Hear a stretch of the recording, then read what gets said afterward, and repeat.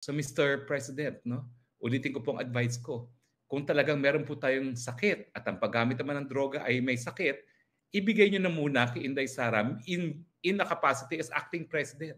Lumabas mga kababayan po natin ang iba't ibang allegation na gumagamit umano ng white powder substance itong si Marcos Jr.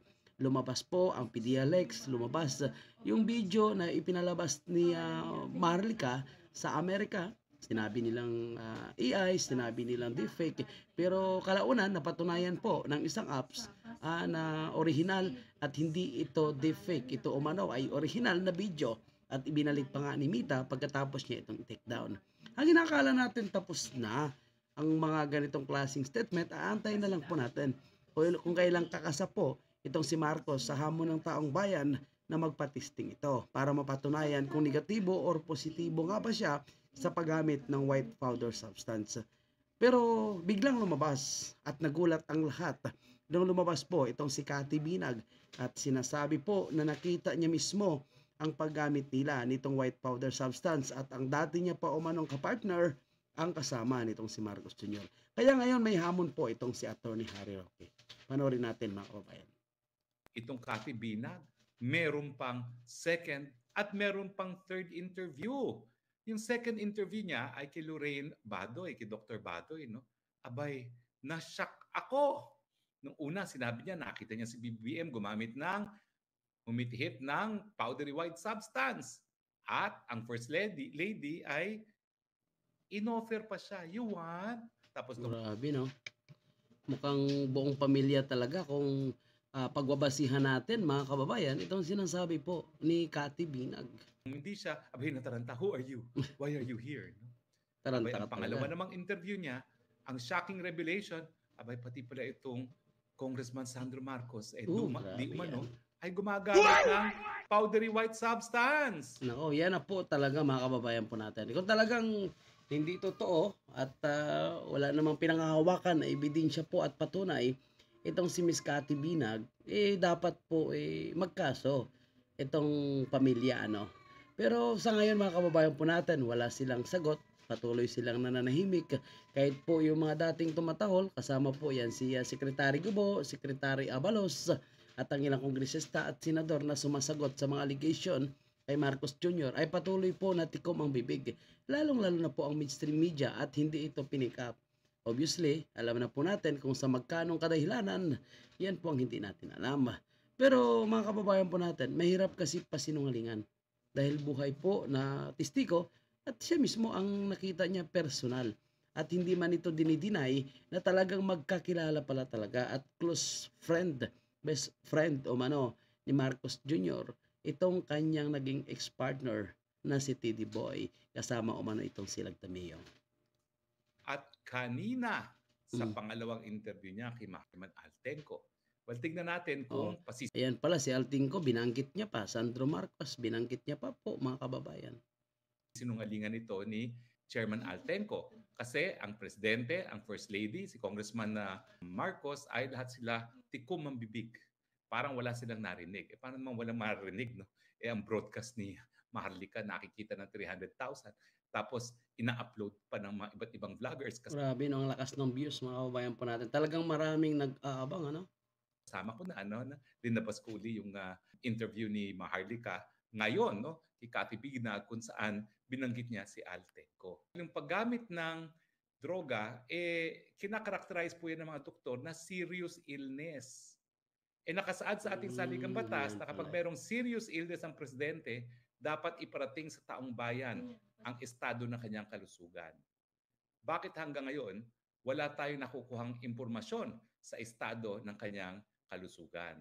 At dapat malaman... Siyempre, kung totoo man yan, ay talagang hindi nila ilalabas yan. Gusto nga nila ngayon mag-extend ng kanilang termino. Gusto pa nilang sila ulit, ang grupo nila ulit, ang next na maging presidente kung sakaling matatapos niya ang kanyang termino. Natin ang impormasyon na yan dahil kung talagang hindi na nasa mabuting kalagayan ng presidente, po pwedeng maging acting president ang vice president until such time na gumaling siya or tuluyang na maging physically incapacitated at maging presidente na ang vice president. Kaya nga po tayo mayroong vice president. So Mr. President, no, ulitin ko pong advice ko. kung talagang meron po tayong sakit at ang paggamit naman ng droga ay may sakit, ibigay nyo na muna kay Inday Sara in a capacity as acting president. Pwede naman kayo bumalik pag kayo tapos na ng rehab. Pwede po yun. Wala pong tututol dyan. At talagang pag kayo umamay na kayo user, lahat naman ng tao maintindihan yan. Lalong-lalo na kapag sinabi nyo na nais nyo magkaroon ng rehabilitation. No, matindi ito mga kababayan po natin. Talagang susuportahan kayo ng taong bayan. Ako susuporta ako. Dahil tingin ko, ang lahat ng gumagamit ng pinagbabawal na gamot, they deserve a second chance. It is a sickness, kaya kinakailangan gamutin. So, value neutral po aking judgment. Ang importante lang, nasa tama tayong pag-iisip dahil kapag ikaw ay presidente, nakasalalay sa iyong kamay ang buhay ng 110 million Filipinos. Hindi po binanggit ni Vice President ang kalusugan ng presidente nung siya ay sa kauna-unahang pagkakataon nagsalita laban sa pamumuno ng gobyerno ngayon. Bagamat una niyang pinasalamatan yung mga Muslim na nag-offer na sila na magpo-provide ng security walang bayad dahil tinanggalan nga si VP Sara ng security, abay, for the first time, nanindigan ang ating Vice Presidente. Unang-una, walang malasakit ang mga nagpapatakbo sa gobyerno. Ang gusto lang ay magpasasa sa pwesto. Ang ating sistema ng kalusugan, imbis na ibinibigay ang mga benepisyo ng PhilHealth sa ating mga miyembro, abay, ginagasto sa kung ano-ano mga pamamaraan. Yan po, isa po yung binanatan ni Vice President Sara, mga kababayan po natin, itong nabanggit po ni Attorney Harry Roque na siya naman yung unang nag-expose nito kung saan nagkaroon umano ng paggamit, pag-transfer ng pondo ng PhilHealth, mga kababayan, at pinapabalik umano sa National Treasury. So mga kababayan po natin, ngayon, si Attorney Harry Roque, matandaan po natin, siya po yung una nag-expose po nito. At sinasabi nila noon ay haka-haka lang.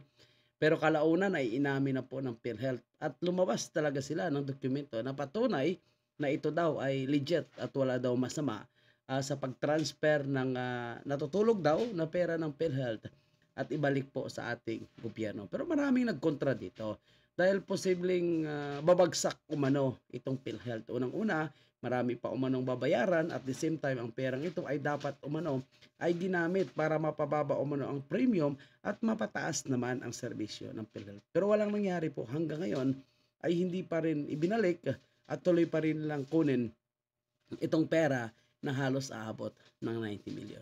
Binanatan po ni Vice President Sara ang iba't ibang isyu. Ngunit para kay Attorney Harry Roque, kung talagang hindi stable umano ang pag-iisip nitong si Marcos Jr., iba kailangan niya na umanong i-take over at ibigay kay Vice President Sara ang pamamahala muna ng ating bansa habang nagpapagamot ito. Yung ganyang bagay, itanong ko na po sa inyo mga kababayan at bigyan ko po kayo ng pagkakataon kung pabor po ba kayo sa mga ganitong klaseng suwestyon at panawagan nitong si Attorney Harry Roque. Mga kababayan, ito pa yung bagong palabas na sinabi ni Vice President Sara. Matindi ito dahil tinamaan talaga sila dito. Ang sabi ni Vice President Sara, leaders should not be motivated by cash, cocaine, or champagne. And most certainly, leaders should not be made to hold champagne glasses. So parang alam ko, yung tinutukoy ni Vice President Sara, yung mahilig tumungga, mahilig magpulburon, mahilig sa kayamanan, at ang isa na humahawak ng champagne pagkatapos tunggain nitong isang babae na nagngangalang Lisa Marcos, mga kababayan.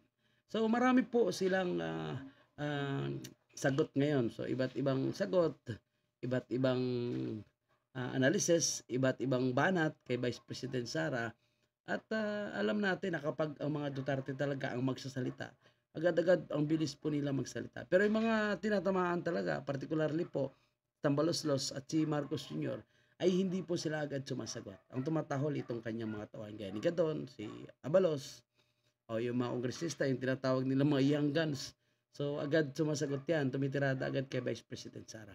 At ngayon, mukhang may issue na lumalabas na mukhang gusto nilang i-impeach itong si Vice President Sara. Anyway, sa isyong yan, sa impeachment na yan, pag-usapan natin sa mga susunod nating update. Pero sa ngayon, ang tanong ko po sa inyo, mga kababayan, pabor po ba kayo sa suwestyon ni Attorney Harry Roque? So, comment na po kayo dyan sa ating comment section. At maraming salamat po, mga kababayan.